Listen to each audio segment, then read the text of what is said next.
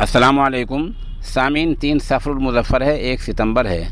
ख़बर का उन्वान है गाज़ियाबाद में दफ़ा 144 लागू। ख़बर थोड़ी तफसील से सुने।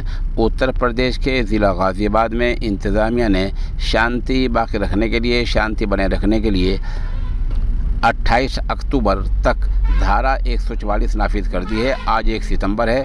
इसका मतलब ये हुआ कि 2 महीने तक दफ़ा 144 गाज़ियाबाद में लागू रहेगी।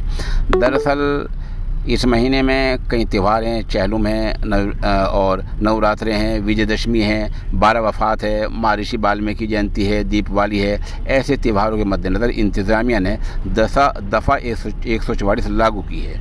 इस दौरान कोई जुलूस कैसा भी हो, सियासी हो, धार्मिक हो या कोई जलसा ये ऐसी या सांस्कृतिक कोई सियासी प्रोग्राम, सकाफ़ती प्रोग्राम कुछ भी नहीं होगा। अगर कुछ होगा तो इंतज़ामिया की इजाज़त से होगा, और अगर कोई ऐसा करेगा तो उसके ख़िलाफ़ कड़ी कार्रवाई होगी। इस दौरान गाज़ियाबाद इंतज़ामिया सोशल मीडिया पर भी गहरी निगाह रखेगा। कोई अगर अफवाह फैलाएगा तो उसके ख़िलाफ़ भी कार्रवाई होगी।